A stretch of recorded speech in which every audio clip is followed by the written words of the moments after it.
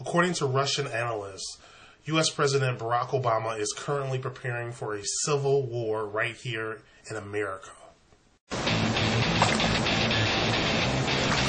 Gotcha. Oh, man, did you see that? Okay, I looked at this European Union Times article, and it looks like this article is basically saying that Russian military analysts are telling Russian Prime Minister Putin that basically Barack Obama is preparing for a civil war right here in America. The article says that the analysts are saying that Obama issued an order to the Northern Command that basically they are to immediately begin preparing for a civil war in America, and basically they're going to raise their troop level to 1 million. And it looks like they're going to take about 200,000 soldiers serving in U.S. military bases in other countries and try to bring them home for some type of preparation for some type of event. And I don't know if this article is 100% accurate. I don't know if this is Russian propaganda. I don't know if this is something that is based on what's really happening right here.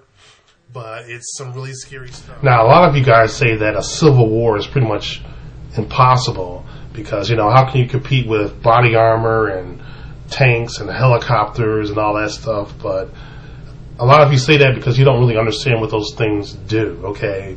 Body armor does not make you indestructible, okay? It just makes you a slow-moving target, okay?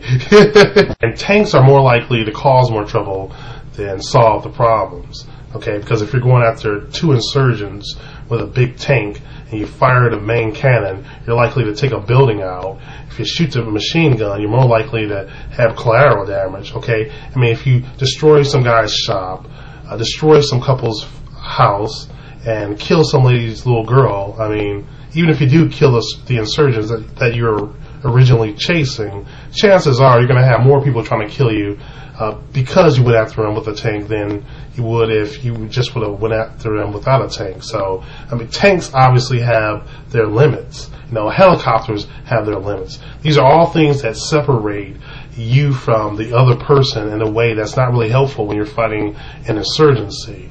So, I mean, people don't quite understand this. There's hundreds of millions of Americans out there with guns. I mean, tanks and helicopters can only do so much in that type of situation. There's 300 million people in this country. If 1% decided to rebel, that will be 3 million people. Okay? 3 million people. That's more people than we have in the United States military combined. There's more people in the Army, Marines, Navy, and Air Force combined. All. Okay? And that's just 1%. You would need millions of people to capture and kill that 1%. You need millions of more people for support and logistics. You need millions of more people for imprisonment to actually guard the people in prison. That's just 1% of the population. What if there's 2%? 2% means it's 6 million people. 3% means it's 9 million people. 5% brings you to 15 million people.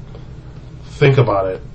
The American people are a lot more powerful than you think, and there's a reason why we have a Second Amendment.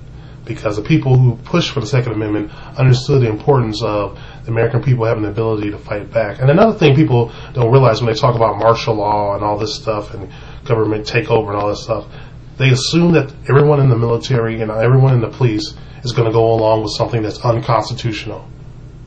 That's a huge assumption. And I think you're wrong in that assumption.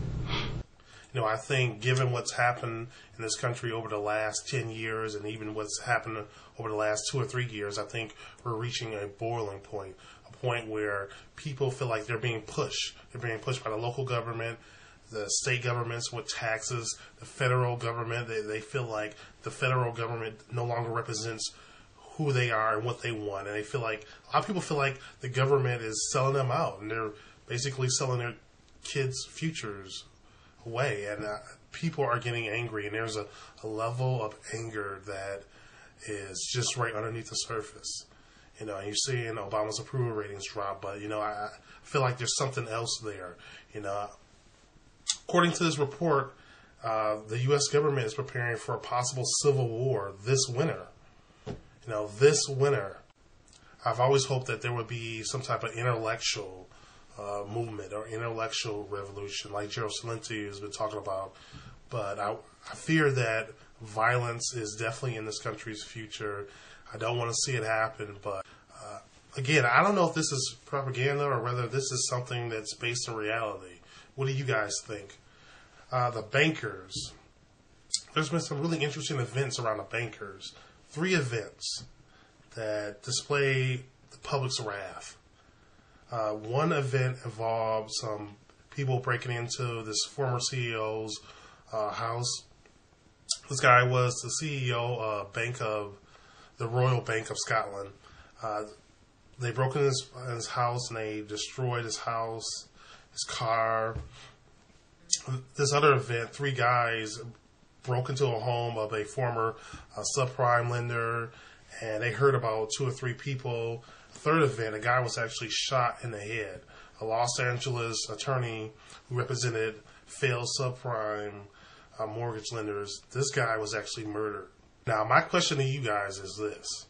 Is this 3 random events, or is this a pattern?